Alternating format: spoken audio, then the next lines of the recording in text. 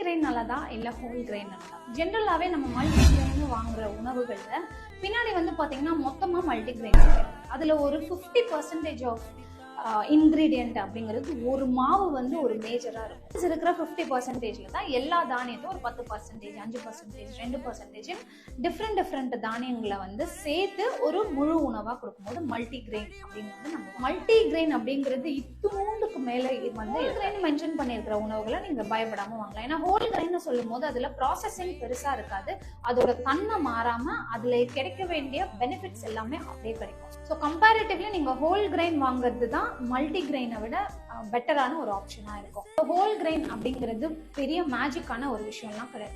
ஒரு 25-30 வருஷங்களுக்கு முன்னாடி நம்ம மக்கள் எல்லா தானியங்களையும் வாங்கிட்டு வந்து ஒண்ணு கழுவி காய வச்சு கொண்டு போய் மில்லில் அரைக்கணும். காய வச்சு மட்டும் மில்லில் கொண்டு போய் அரைச்சு வச்சு செய்யும்போது அதுல இருக்க தன்மை மாறாம அதுல இருக்க பெனிஃபிட்ஸ் எல்லாமே நமக்கு கிடைச்சிருக்கு.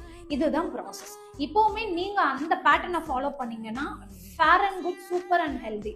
ஹோல் கிரெயின்ல கிடைக்க வேண்டிய பெனிஃபிட்ஸ் எல்லாமே கிடைக்கும் போது கண்டிப்பா டேஸ்ட் வைஸ் கொஞ்சம் டிஃபரன்சஸ். டேஸ்ட் முக்கியமா ஹெல்த் முக்கியமா அப்படிங்கறத நீங்களே டிசைட் பண்ணி ஒரு ப்ராடக்ட் வாங்கினோட பின்னாடி திருப்பி லேபிளிங் இன்ஸ்ட்ரக்ஷன்ஸை பாருங்க. அப்போதான் நீங்க என்ன ஃபுட் சாப்பிட்டுட்டு இருக்கீங்க, சீக்ரெட் இன்கிரீடியன்ஸ்லாம் என்னெல்லாம் வந்து ஆடடா இருக்கு அப்படின்னு நீங்களே தெரிஞ்சுக்க முடியும்.